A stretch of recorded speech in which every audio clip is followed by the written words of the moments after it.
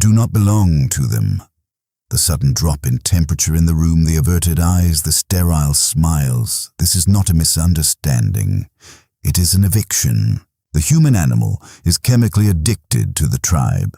When the herd turns its back, your biology screams at you to panic, to negotiate, to surrender your spine for a fraction of their warmth. Do not. If the weight of their collective silent treatment is pressing against your chest right now, understand this: you have not failed. You have triggered the immune system of the mediocre. They do not hate you. They hate the altitude of your trajectory. By improving, you have forced them to look at their own stagnation. Psychologists call it the Zeigarnik effect, the mind's obsessive need to close an uncompleted loop. They're waiting for you to break, to apologize, to close the loop so they can feel superior again. Deny them. Niccolò Machiavelli did not write the definitive manual on elite power from a velvet throne. He wrote it in the agonizing grip of exile. Stripped of his titles, accused of treason by the Medici family, and physically broken by the strappado, hoisted by his bound wrists and dropped to dislocate his shoulders. He was abandoned by the state, the church, and his closest allies. But Machiavelli was a structural engineer of human nature. He did not bleed for their pity. He weaponized his dungeon. He washed the blood from his skin, sat at a wooden desk in the dark, and drafted an empire of thought that outlived every man who ordered his torture. You want to know how to reverse the gravity of a room that despises you? You want to synthesize their hatred into the currency of your ascent? I will show you. But you must amputate the desire to be liked. Power is a function of physics, and we are about to use the mass of your enemies to crush their infrastructure and cast your throne. To defend yourself is to admit that their attacks have jurisdiction over your reality. When the pack turns on you, your primitive brain demands noise. You want to set the record straight, to present evidence, to argue with the mob. This is a fatal miscalculation. Arguing with a mob validates their authority.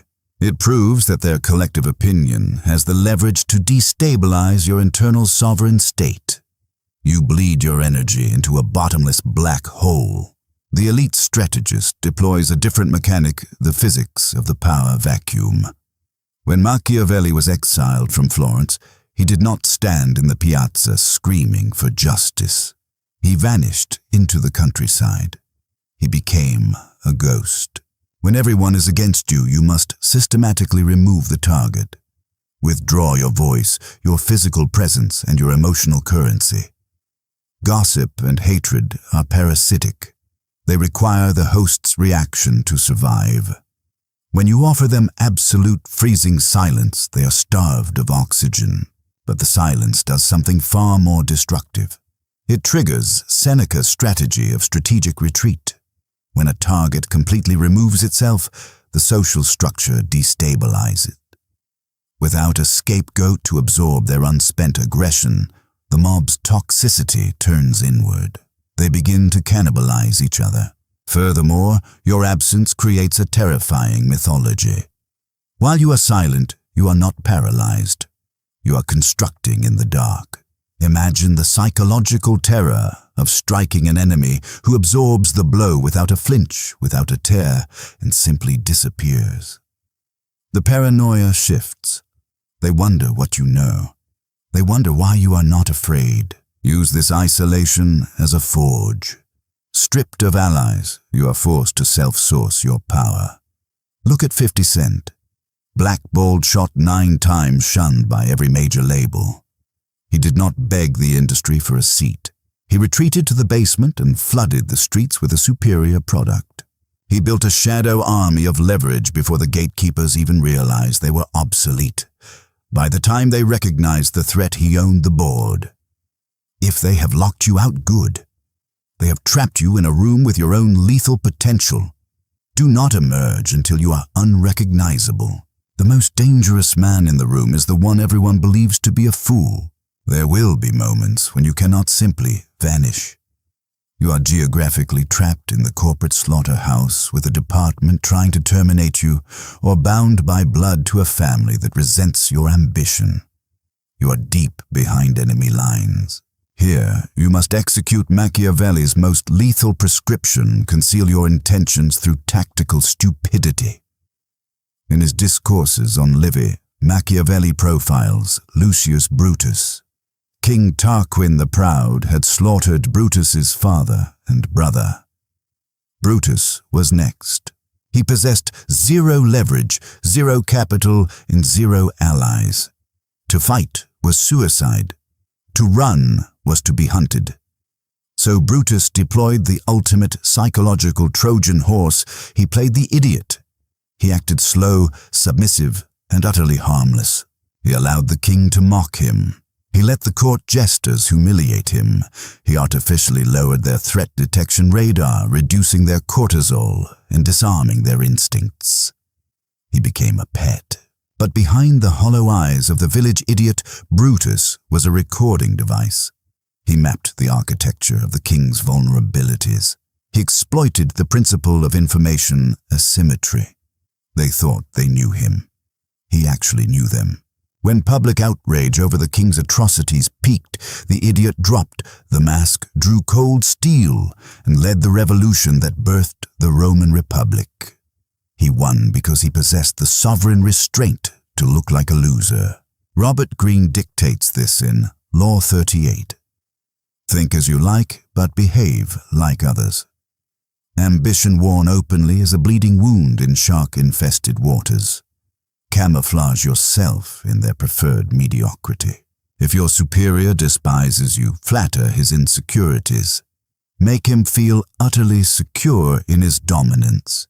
If your family mocks your vision, smile and agree that it is just a trivial hobby. Make them sheath their knives by convincing them you are already broken. This is not cowardice, it is high-level espionage. You are a spy hoarding resources. You look them in the eye and silently know you are playing a role for their temporary comfort. The arrow does not scream before it pierces the armor. Neither should you. Your friends will lie to keep you comfortable, but your enemies will hand you the exact blueprint to your own flaws free of charge. We live in a world governed by three physical states: the fragile, which shatters under tension, the robust, which merely survives it, and the antifragile, which metabolizes chaos to increase its own density. Nassim Taleb mapped this reality, but Machiavelli lived it. When the entire hierarchy is mobilized against you, survival is an insult to your potential. You must become anti-fragile.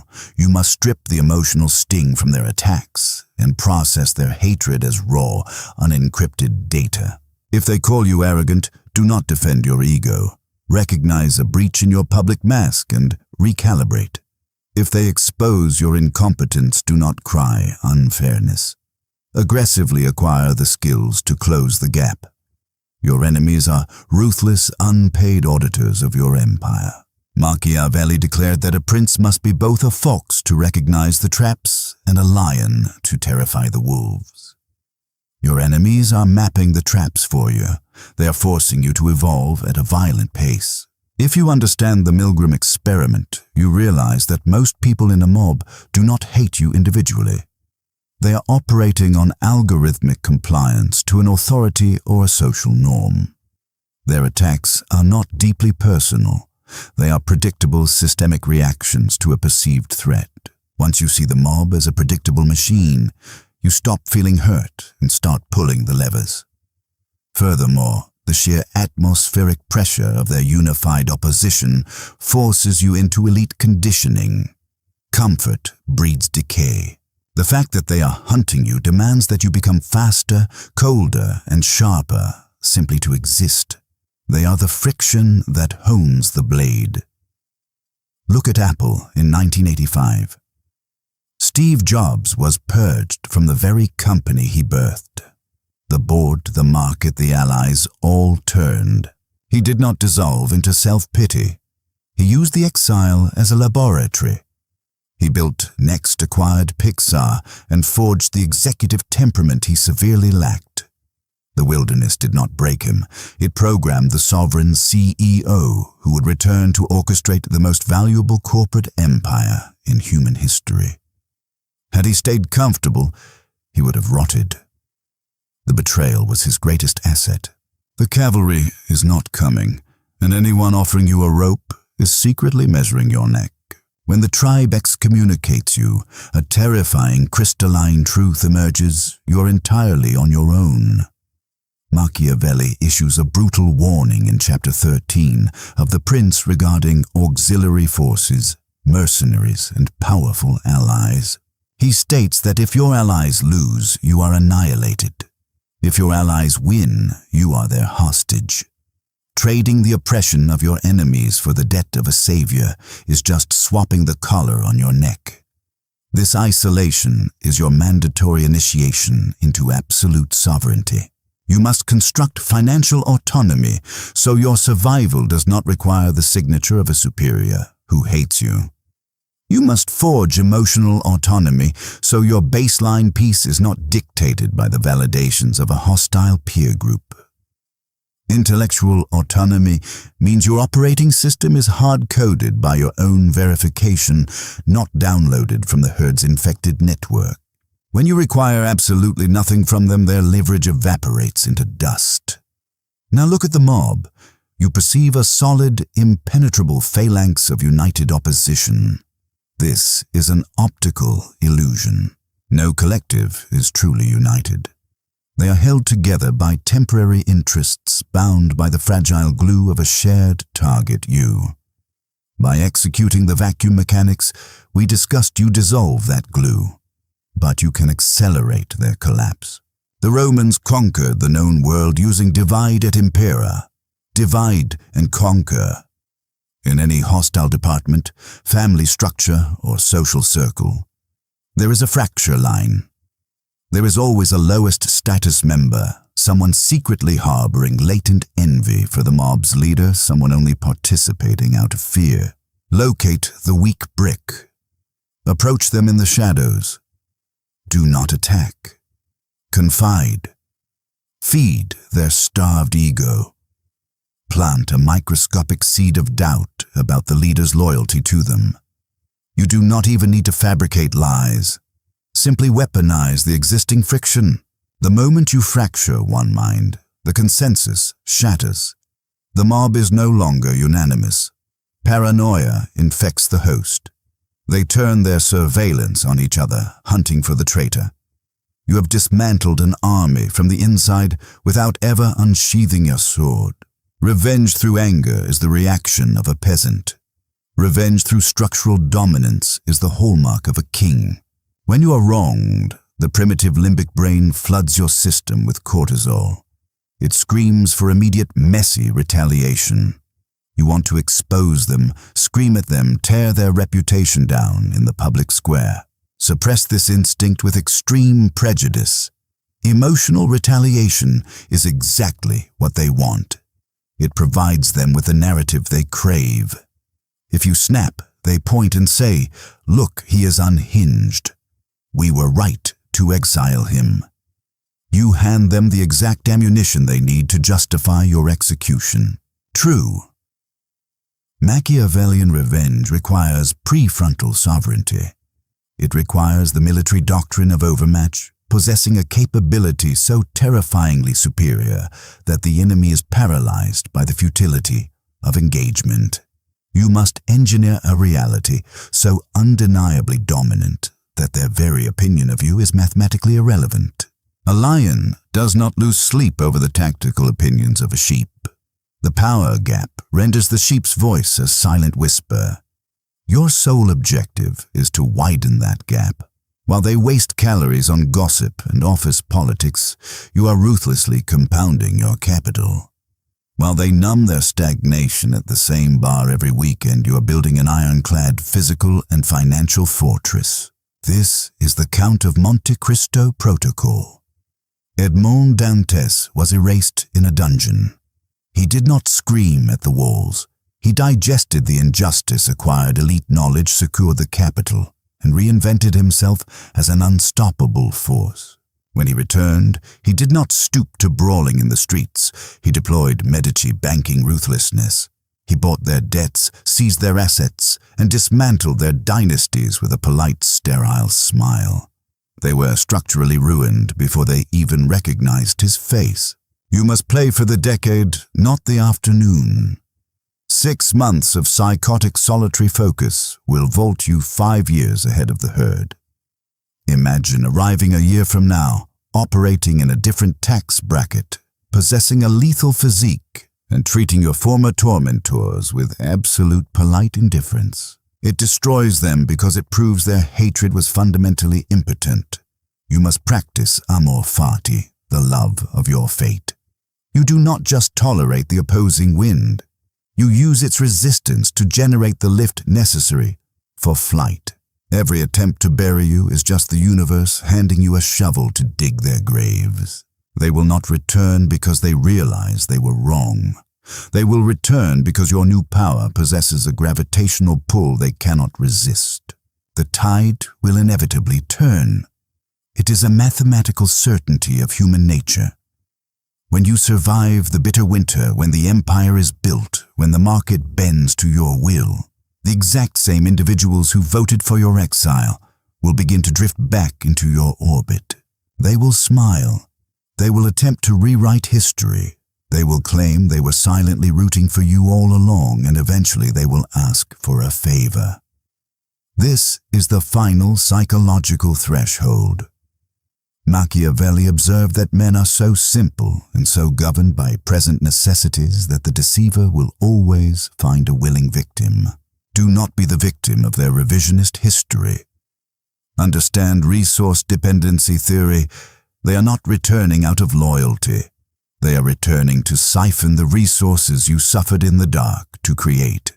You can forgive them because harboring resentment is drinking poison and expecting the rat to die.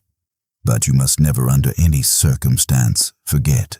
You are now the absolute dictator of your perimeter. You must establish a draconian law of access. Those who stood shoulder to shoulder with you in the abyss are granted a seat at the table. Those who held the matches while your house burned will remain permanently locked outside in the cold. You are not acting out of malice. You are acting as a ruthless curator of your own reality. You have learned through blood that access to your energy is an exclusive privilege, not a basic human right. You have learned that the masses are fair-weather parasites who worship the sun but flee the storm. As you are the storm now. Keep your inner circle violently tight. Keep your strategies locked in the vault. Never apologize for the electric fences you erected while you were fighting for your life. The truth about isolation is that it is not a tragedy. It is an elite filtering mechanism. Life is asking if you have the spine to stand alone as an original, or if you will fold and die as a copy. You will use the silence. You will use the shadows. You will build a fortress so towering that their arrows lose momentum and fall back upon their own heads. And when you finally look down from the parapets, they will appear incredibly small. You will not feel rage. You will feel nothing but cold, distinct sovereignty. That is the only victory. If this autopsy of power resonates, understand that this is only the sanitized layer of the framework.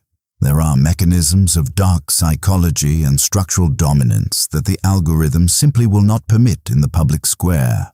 The most lethal information is always suppressed. It exists exclusively behind the join button. If you have survived this far, you are not the herd. Subscribe. But if you are ready to dismantle the illusion, entirely click join. Step into the architect level and unlock the uncensored architecture of human control. Most will not. That is exactly the point.